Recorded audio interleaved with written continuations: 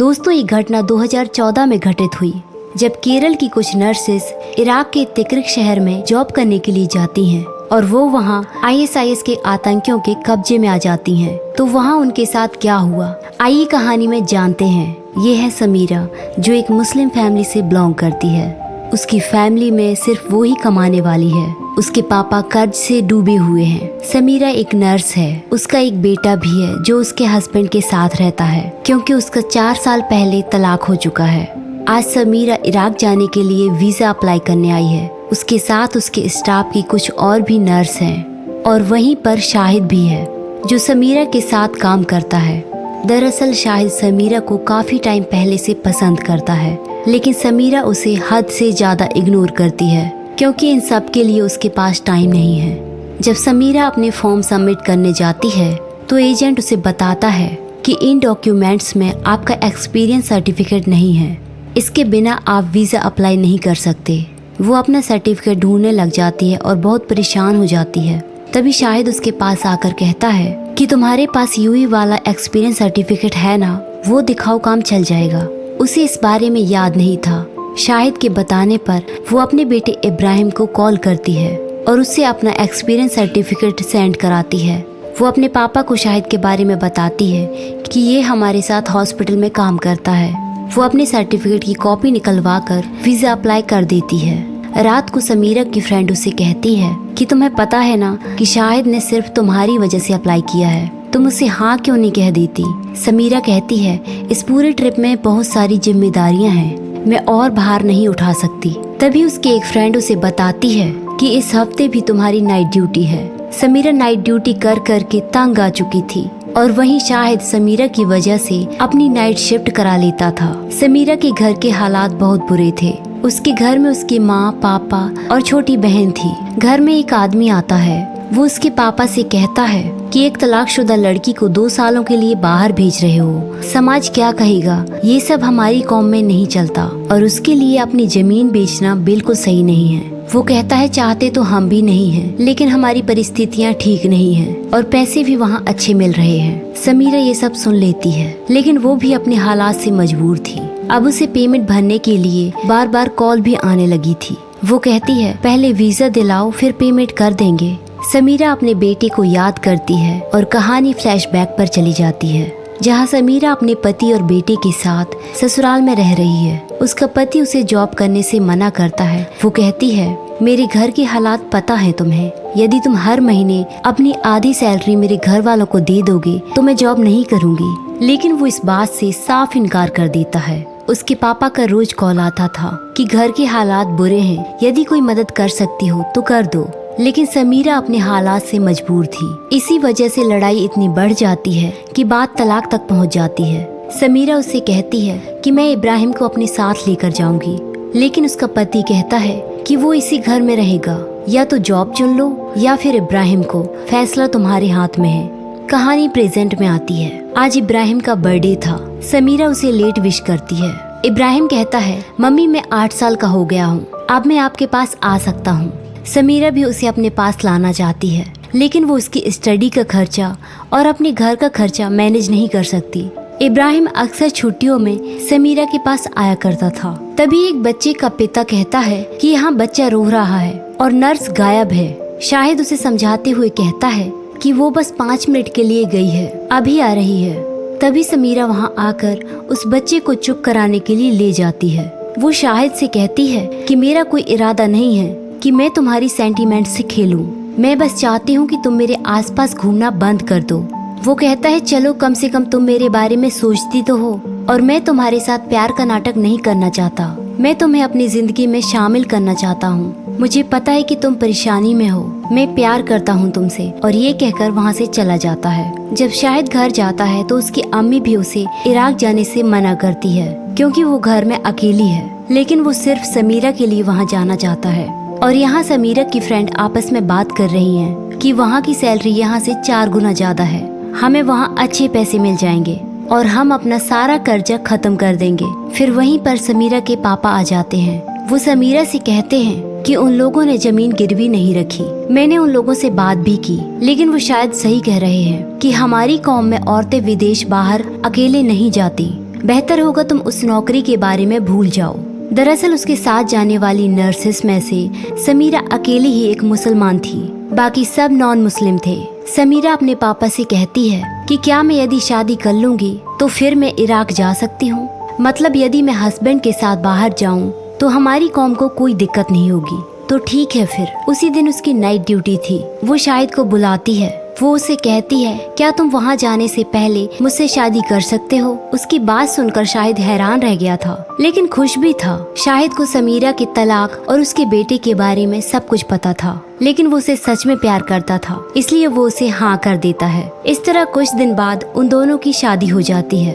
अब समीरा के घर वाले भी खुश थे, उसे इराक भेजने के लिए भी तैयार थे और फिर उनका वीजा भी आ जाता है। समीरा अपने एक्स हस्बैंड को कॉल करके कहती है कि इब्राहिम को मेरी शादी के बारे में पता नहीं चलना चाहिए। मेरा वीजा आ गया है, क्या तुम आजकल में इब्राहिम को मेरे पास लेकर आ सकते हो। लेकिन वो कहता है कि तुम्हारी लाइफ है, जो करना है करो, और फोन काट देता है। अगले दिन समीरा को पता चलता है कि वो प्रेग्नेंट है। वो दोनों डॉक्टर के पास जाते हैं। डॉक्टर उससे पूछती है कि क्या आप सेकंड मैरिज की वजह से अबॉर्शन कराना चाहती हैं। समीरा कहती है नहीं, हमें कितनी मुश्किल से इराक में जॉब करने का चांस मिला है, इस कंडीशन में ये करना ही होगा। लेकिन शाहिद कहता है रीजन ये नहीं है, ये अपने पहले बच्चे इब्राहिम की वजह से अबॉर्शन कराना चाहती है। डॉक्टर कहती है आप एक नर्स हैं, आगे आप माँ बन पाएंगी या नहीं कुछ नहीं पता, ये सही नहीं है। समीरा कहती है कि मेरा बेटा भी 4-5 महीने बाद मेरे पास आने वाला है, और ऐसे में यदि उसे पता चला कि मैं प्रेग्नेंट हूँ तो वो बर्दाश्त नहीं कर पाएगा।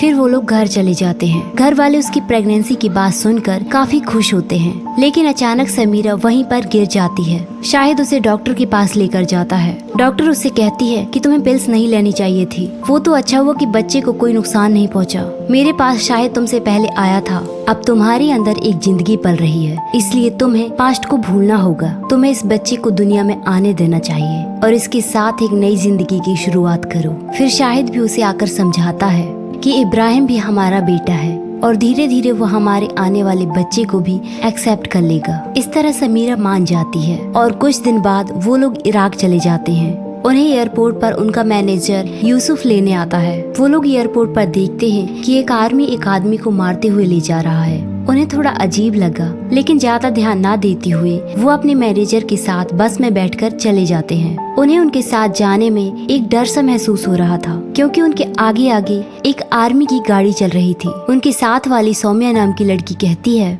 कि ये लोग हमें मारने के लिए तो नहीं लेके जा रहे। तभी उनका मैनेजर यूसुफ कहता है डोंट वरी, हम सब इराक की गवर्नमेंट के लिए काम करते हैं। ये आर्मी आपकी सुरक्षा के लिए है, ये जगह आपके लिए बिल्कुल महफूज है। जैसा आपने महसूस किया वैसा बिल्कुल नहीं है। उनका हॉस्पिटल तिक्रिक शहर में था। यूसुफ उनसे कहता है कि हम चेक पॉइंट पर पहुंचने वाले हैं। इराक एक मुस्लिम कंट्री है, इसलिए आप लोग अपना सिर ढक लीजिए। इस तरह वो लोग अपनी मंजिल तक पहुंच जाते हैं। वो लोग अपना पासपोर्ट चेक कराते हैं। फिर यूसुफ शाहिद से कहता है कि एक इमरजेंसी है, हमें आपकी हेल्प चाहिए। यहाँ एक एक्सीडेंट केस आया है और हमारे पास हमारा स्टाफ नहीं है। उनके साथ वाली नर्सेस कहती हैं कि हम अभी 10 घंटे का सफर करके आए हैं, और साथ वाला लड़का भी कहता है कि जिसको जाना है जाओ, मैं तो अपने कमरे में जा रहा हूँ। लेकिन शाहिद और समीरा उनकी मदद करने के लिए उनके साथ चले जाते हैं। वो लोग वहाँ जाकर देखते हैं तो वहाँ के हालात कुछ और ही बयां कर रहे थे। लोग इतनी बुरी तरह घायल थे, किसी का पैर नहीं था तो किसी का हाथ, और वहीं सब के सब दर्द से तड़फ रहे थे और उनका इलाज भी ठीक से नहीं हो पा रहा था। पेशेंट ज्यादा थे और इलाज करने वाले कम। समीरा शाहिद से कहती है कि ये एक्सीडेंट नहीं है, ये घाव बारूद के हैं। शाहिद कहता है तुम ही तो यहाँ आने के लिए बेताब थी, इसी वजह से ये लोग हमें इतनी सैलरी दे रहे हैं। वहीं पर उनकी मुलाकात करीम से होती है, जो एक डॉक्टर है। वो अपनी पत्नी से भी मिल पाता है और वो भी एक डॉक्टर है। डॉक्टर उनसे कहता है कि यहाँ का स्टाफ बहुत केयरलेस है, तुम दोनों को मिलकर यहाँ का स्टैंडर्ड बढ़ाना होगा। यहाँ भारतीय नर्सेस की बहुत इज्जत की जाती है। शाहिद कहता है इसी वजह से हम लोगों ने इस कंट्री को चुना है, क्योंकि यहाँ हमारे काम की इज्जत की जाती है। वो दोनों काफी खुश थे। फिर डॉक्टर करीम और उसकी पत्नी उन्हें कमरे तक छोड़ने जाते हैं। शाहिद रात को समीरा से कहता है कि 3 महीने बाद इब्राहिम हमारे पास आने वाला है और 7 महीने बाद हमारा नया मेहमान। इस तरह काम करते हुए उन लोगों को 3 महीने बीत जाते हैं और आखिरकार वो वक्त भी आ जाता है जब इब्राहिम का पिता उसे लेकर समीरा के पास आ जाता है। वो अपने बेटे को मिलकर बेहद खुश थी। समीरा के एक्स हस्बैंड उसे कहता है कि 2 घंटे बाद मेरी रिटर्न फ्लाइट है, तब तक मैं तुमसे कुछ जरूरी बात करना चाहता हूँ। वो कहता है अब तुम्हें नई फैमिली और नई जॉब मिल गई है, तुम्हें अब इब्राहिम के फ्यूचर के बारे में सोचना होगा, क्योंकि सच्चाई कुछ और है। मेरे पास कोई चॉइस नहीं है। अब हालात पहले जैसे नहीं रहे, मेरा बिजनेस भी ठीक से नहीं चल रहा और सैलरी भी नहीं दे पा रहा हूँ स्टाफ को, इसलिए अब मेरे लिए इब्राहिम को मैनेज करना बहुत ही मुश्किल है। और तुम भी हमेशा से यही चाहती थी कि इब्राहिम तुम्हारे पास रहे, तो अब मैं हमेशा के लिए इब्राहिम को तुम्हारे पास छोड़ने आया हूँ और अब तुम उसे सारी सच्चाई बता देना। समीरा इस बात से खुश होती है, लेकिन ये सही टाइम नहीं था।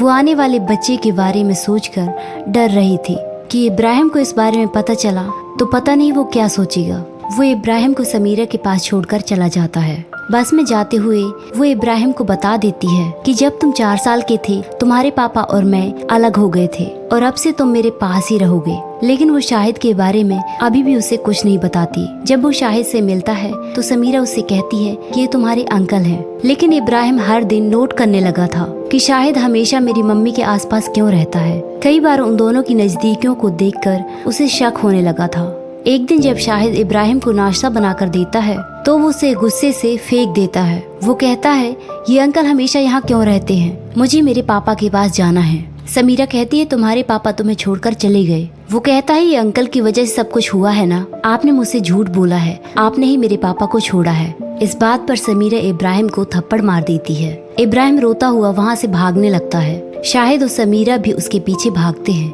लेकिन शहर में आर्मी को देखकर इब्राहिम डरकर अपनी माँ के पास वापस आ जाता है। तभी टीवी पर खबर आती है कि इराक में ISIS के आतंकियों ने हमला कर दिया है। इसे वहाँ रहने वाले भारतीय सदमे में हैं। समीरा के साथ वाली लड़की उसे बताती है कि शाहिद मौसूल जाना चाहता है, जहाँ जंग लगी हुई है। वहाँ जाना खतरे से खाली नहीं है, तुम उसे जाकर रोको। समीरा शाहिद के पास जाकर कहती है कि इब्राहिम ने ऐसा कह दिया इसलिए तुम यहाँ से जा रहे हो। शाहिद कहता है नहीं, ऐसा नहीं है, वो तो बच्चा है, वो सब समझ जाएगा, उसे थोड़ा वक्त देना होगा। मैं यहाँ रहा तो तुम उसको मैनेज नहीं कर पाओगी और मैं 2 हफ्ते में वापस आ जाऊंगा। तुम इब्राहिम और आने वाले बच्चे का ध्यान रखना, मैं पहुंचकर कॉल करूंगा। पास ही में खड़ा इब्राहिम उनकी सारी बातें सुन लेता है। अब वो सब कुछ समझ चुका था। शाहिद अपने दोस्त और एक डॉक्टर तरीम और उसकी पत्नी और कुछ नर्सों के साथ गया था। अब उन्हें पता चलता है कि मौसूल आतंकियों के कब्जे में आ गया है। वो सारी नर्सेस अपने मैनेजर यूसुफ के पास जाती हैं। समीरा उसे कहती है कि मेरे हस्बैंड का फोन नहीं लग रहा, प्लीज कुछ कीजिए। वो कहता है आई एम हेल्पलेस, आप लोग अपने एम्बेसी से कांटेक्ट करो। वो कहती है लेकिन आपने कहा था कि हम आपकी गवर्नमेंट के लिए काम करते हैं, तो फिर आपकी गवर्नमेंट कहाँ है? मुझे बस मेरा हस्बैंड चाहिए, नहीं तो मैं यहाँ से नहीं जाऊंगी। यूसुफ कहता है कि अब इराक की सरकार के हाथ में कुछ नहीं है, मैं तुम्हारे लिए इतना कर सकता हूँ कि मैं तुम्हें इंडियन एम्बेसी लेकर जा सकता हूँ। हम उनसे गुजारिश करेंगे, वो यकीनन तुम्हारी मदद करेंगे। समीरा वहाँ जाती है। वो कहते हैं आप अपना नंबर हमें दे दीजिए, यदि कुछ पता चलेगा तो हम आपको इन्फॉर्म कर देंगे। उन्हें ढूंढना इतना आसान नहीं है, मौसूल में जंग चल रही है। वो कहती है मैं अपने हस्बैंड को लिए बिना यहाँ से नहीं जाऊंगी। तभी वहाँ मनोज नाम का एक मैनेजर वहाँ आता है। वो कहता है ये देख रही हो, ये सब भी इसीलिए आए हैं, इनके कई रिश्तेदार मारे जा चुके हैं, जिनकी लाशें लाने में भी हम नाकाम हैं। वो कहती है तो क्या मैं अपने पति के मरने का इंतजार करूं? हम लोगों ने यहाँ तक आने के लिए बहुत लोन लिया है। वो कहता है तुम्हें क्या लगता है तुम इंडिया में बैठी हो? सरकार ने हमसे कहा है कि इसे बंद करके यहाँ से चले जाओ। हम लोग सिर्फ यहाँ बैठे हैं तो आपकी मदद करने के लिए। वो कहती है ये सिर्फ मेरी बात नहीं है, ये हर देश की नर्सेस की लड़ाई बन चुकी है। हमें लोगों की जिंदगी बचाने वाला भगवान कहा जाता है, लेकिन वो हमारी और हमारे घर की प्रॉब्लम्स को नहीं जानते। फिर समीरा वहाँ से चली जाती है। मनोज को उसकी हालत पर तरस आता है।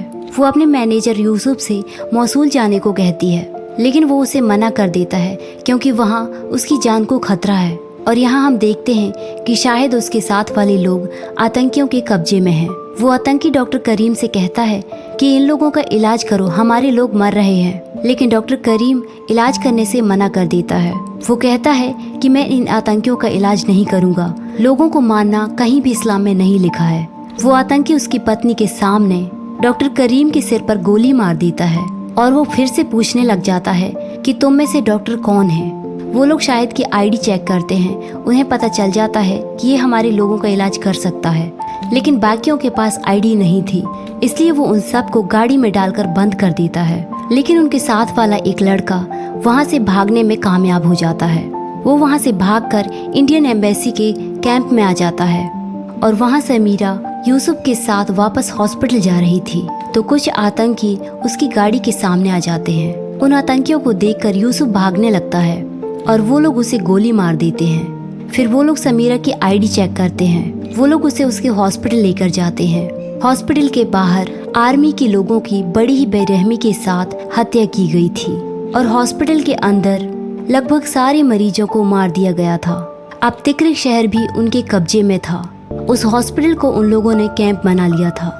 समीरा जब अंदर जाती है तो उसके साथ वाली नर्स बहुत ज़्यादा डरी हुई थी। इब्राहिम भी बहुत ज़्यादा डरा और सहमा हुआ था और वो लोग यहाँ शाहिद से आतंकियों का इलाज करा रहे थे। उनमें से एक आतंकी कहता है कि मैं जीना चाहता हूँ। शाहिद उससे कहता है कि तुम्हारी बॉडी में बुलेट लगी हुई है, तुम्हें एक डॉक्टर ही बचा सकता है और यहाँ एक डॉक्टर मौजूद है। वो उस गाड़ी की तरफ इशारा करता है जिसमें डॉक्टर और नर्स बंद थी। तभी एक धमाका होता है। शाहिद वहाँ जाकर रात के अंधेरे में उस गाड़ी का दरवाजा खोल देता है। जैसे ही वो लोग बाहर निकलते हैं पीछे से कुछ आतंकी अंधाधुंध गोलियां चला देते हैं और वो सब लोग वहीं पर मारे जाते हैं। लेकिन शाहिद को वो लोग अभी भी पकड़ कर रखते हैं और यहाँ इंडियन एम्बेसी का मनोज कहता है कि मैं कुछ भी करके यहाँ जितने भी इंडियंस हैं मैं उन्हें वापस इंडिया भेजना चाहता हूँ 2 दिन के अंदर, चाहे उनके पासपोर्ट हो या ना हो। और यहाँ सब नर्सेस अपने घर वालों को कॉल करके खबर कर देती हैं कि हम लोग बेसमेंट में छुपे हुए हैं। ISIS के आतंकियों ने हॉस्पिटल में भी कब्जा कर लिया है। तभी समीरा को मनोज का कॉल आता है कि शाहिद सिविल कैंप में है, हम उसे रेस्क्यू करने की कोशिश कर रहे हैं। ये बात सुनकर समीरा को कुछ राहत मिलती है। मनोज पूछता है कि तुम लोग वहाँ कितने लोग हो? वो कहती है हम करीब 24 लोग हैं, उनमें से 4 बांग्लादेशी हैं। कुछ देर बाद कोई दरवाजा खटखटाता है। दरवाजे पर एक औरत थी। वो कहती है कि डोंट वरी, आतंकवादी यहाँ नहीं है, हम रेड क्रॉस से हैं। तुम सब लोग अपना अपना पासपोर्ट लेकर बाहर आ जाओ, हम तुम्हें लेने आए हैं। लेकिन समीरा को उसकी बातों पर यकीन नहीं होता। वो मनोज को कॉल करती है। वो कहता है हमें इस बारे में कुछ नहीं पता, मुझे ये सेफ नहीं लग रहा। वो रेड क्रॉस वाले लोगों को कॉल करके कहता है कि आप इंडियंस को वहीं छोड़ दीजिए, आप उन्हें अपने साथ मत ले जाइए। समीरा उन नर्सेस को बताती है कि हमें कहा गया है कि हम उनके साथ नहीं जा सकते क्योंकि वो रास्ता सेफ नहीं है। और वो 4 बांग्लादेश की लड़कियां उनके साथ चली जाती हैं। यहाँ मनोज को दिल्ली में बैठे हुए अफसर उसे बोलने लग जाते हैं कि तुमने उन्हें आने क्यों नहीं दिया, हमारे पास ये बहुत बड़ा मौका था उन्हें वापस लाने का। लेकिन वो उन्हें बार बार समझाता है कि मुझे वो रूट सेफ नहीं लग रहा था। और तभी थोड़ी देर बाद खबर आती है कि जिस बस में बांग्लादेश और पाकिस्तान के नागरिक थे उस बस को जला दिया गया है। वो सब लोग मारे गए और इंडियन एम्बेसी के सही फैसले से इंडियन नर्सेस की जान अभी भी बची हुई है। तभी हॉस्पिटल के बाहर एक जोरदार धमाका होता है जिससे कुछ नर्सेस जख्मी हो जाती हैं। वो आतंकी अंदर आकर उन लोगों से उनके फोन छीन लेते हैं। लेकिन जब तक वो समीरा के पास पहुंचते, समीरा मनोज को एक मैसेज सेंड कर देती है यहाँ के हालात के बारे में। फिर एक नर्स अंदर नहा रही थी। वो आतंकी उसे फोन मांगता है। तभी समीरा उसे रोक कर उससे कहती है कि क्या इस्लाम तुम्हें औरतों की इज्जत ना करना सिखाता है? अंदर एक औरत डरी हुई है, मैं उसका मोबाइल लेकर आती हूँ। मनोज की लगातार इंडियन सरकार से बात हो रही थी। वो उनसे कहता है कि उन नर्सेस में से एक ही मुस्लिम है, वो हमारे काम आ सकती है। पहले हमें फायर जोन को वहाँ से हटाना होगा। अब उन लोगों के पास फोन भी नहीं है, इसलिए हमें उनके पास किसी भी तरीके से सैटेलाइट फोन भेजना पड़ेगा। और जिन बॉक्सेस में उन नर्सेस के लिए खाना जाता है वो लोग उन बॉक्सेस में सैटेलाइट फोन भेज देते हैं। इस तरह ये प्लान काम कर जाता है। वो आतंकी उनसे कहते हैं कि जल्दी से खाना खाकर तैयार हो जाओ, हमें मौसूल के लिए रवाना होना है। समीरा जैसे ही सैटेलाइट फोन ऑन करती है मनोज को उसकी लोकेशन का पता चल जाता है। वो सबसे पहले उससे शाहिद के बारे में पूछती है। मनोज उससे कहता है कि वो बिल्कुल ठीक है, वो अभी कैंप में है। उसे समीरा से झूठ बोलना पड़ा, वो इसलिए कि यदि उसे सच का पता चल जाता तो शायद वो अपना हौसला खो देती, क्योंकि उन्हें अभी तक शाहिद का कुछ पता नहीं चला। समीरा के दिल को अब तसल्ली मिल चुकी थी। समीरा मनोज को सब कुछ बता देती है। अब मनोज उसे समझाता है कि तुम लोग को जहाँ शिफ्ट किया जा रहा है, यदि उन लोगों को पता चल गया कि तुम में से एक भी नॉन मुस्लिम है तो वो तुम्हें मार देंगे, इसलिए इन सब से कहो कि ये मुस्लिम बनकर रहें। वो कहता है वो लोग तुम लोगों को मूसल ले जाएंगे, वहाँ से तुम लोगों की आज़ादी का सबसे अच्छा रास्ता है। मनोज समीरा से कहता है कि मैं तुम्हारी एक ऐसे आदमी से बात कराने जा रहा हूँ और वही तुम्हारी जान बचा सकते हैं। तुम लोगों को बताना है कि तुम्हारी जान कितनी जोखिम में है। वो सब नर्सेस उस अफसर से बात करती हैं और अपना दर्द उन्हें सुनाती हैं। जो बात मनोज उसे समझा नहीं पा रहा था, वो नर्सेस की बात सुनकर उनका दुख समझ जाता है और उनकी हेल्प करने के लिए तैयार हो जाता है। मनोज उससे कहता है कि उन्हें जरा सा भी शक नहीं होना चाहिए कि तुम में से कोई भी नॉन मुस्लिम है। तुम उन्हें नमाज और दुआ करना सिखाओ। किसी के पास भी कोई धार्मिक सामान नहीं होना चाहिए। अपने सारे डॉक्यूमेंट्स जलाकर राख कर दो ताकि उन लोगों को कोई भी सबूत ना मिले। वो अफसर उन लोगों के पास जाता है जो आतंकियों के कांटेक्ट में है। वो उन्हें समझाता है कि सब लड़कियां मुस्लिम हैं, आप उन्हें रिहा कर दीजिए। बहुत समझाने के बाद आखिरकार वो मान जाता है और यहाँ नर्सेस को उस कैंप में लाया जाता है। वो आदमी उन आतंकियों को सब कुछ समझा देता है, पर वो इस बात को फिर भी मानने के लिए तैयार नहीं थे कि ये सब मुस्लिम हैं, क्योंकि उनके पास कोई डॉक्यूमेंट्स भी नहीं था। तभी अजान की आवाज सुनते ही वो सब नर्सेस दुआ अदा करने लग जाती हैं, क्योंकि मनोज ने समीरा को सब कुछ बताया था कि हर वक्त उन लोगों की नजर तुम पर होगी। वो पूछता है कि क्या तुम कुरान को अपनी भाषा में बोल सकती हो? बिस्मिल्लाहिर्रहमानिर्रहीम कुल्लू अल्लाह। और वो आगे की लाइन पूरी करने को कहता है। तभी इब्राहिम बहुत ही अच्छे ढंग से आगे की लाइन को पूरा कर देता है। इब्राहिम को सुनकर वो बहुत ही खुश हो जाते हैं और फिर वो लोग उन सब के फोन वापस कर देते हैं। वो सब अपने घर वालों को कॉल करके बता देते हैं कि हम लोगों को वापस इंडिया भेजा जा रहा है। सबके घर वालों को ये खबर सुनते ही राहत मिल जाती है। समीरा मनोज को कॉल करके कहती है कि शाहिद का फोन अभी भी नहीं लग रहा है, क्या तुम मेरी बात उससे करा सकते हो? मनोज अब उसे सारी सच्चाई बता देता है। समीरा फूट फूट कर रोने लग जाती है। समीरा उन लोगों से मदद मांगती है। वो अपने बेटे इब्राहिम के साथ अपने पति को ढूंढने निकल जाती है। उन लोगों को पता था कि उसे कहाँ रखा हुआ है। वो उसे शाहिद के पास ले जाते हैं। शाहिद बहुत बुरी हालत में था। समीरा अपने पति को जिंदा देखकर बहुत खुश थी, क्योंकि जिस जगह पर वो था वहाँ लोगों का जिंदा बचना बहुत ही मुश्किल था। इब्राहिम भी उसे वापस पाकर काफी खुश होता है। उन लोगों को बॉर्डर तक एक बस में ले जाया जाता है। यहाँ इंडियन एम्बेसी से मनोज और उसके साथी उन सब का वेट कर रहे थे, लेकिन उन्हें अब भी यकीन नहीं था कि ISIS के आतंकी इंडियन नर्सेस को उनके मुल्क वापस भेज रहे हैं। तभी वहाँ बस आ जाती है। समीरा के साथ उसके हस्बैंड को देखकर मनोज हैरान रह जाता है। वो उन नर्सेस के साथ अपने पति को भी वापस ले आई थी। इस तरह वो नर्सेस अपने मुल्क वापस आ जाती हैं। एयरपोर्ट पर उनके परिजनों के साथ पूरा देश उनका इंतजार कर रहा था। जो तस्वीर हम आपको स्क्रीन पर दिखा रहे हैं, ये उस वक्त की कुछ असली तस्वीरें हैं। तो दोस्तों, ये थी हमारी आज की कहानी। ऐसी ही कहानियों के लिए हमारे चैनल को सब्सक्राइब कीजिए। Thanks for watching.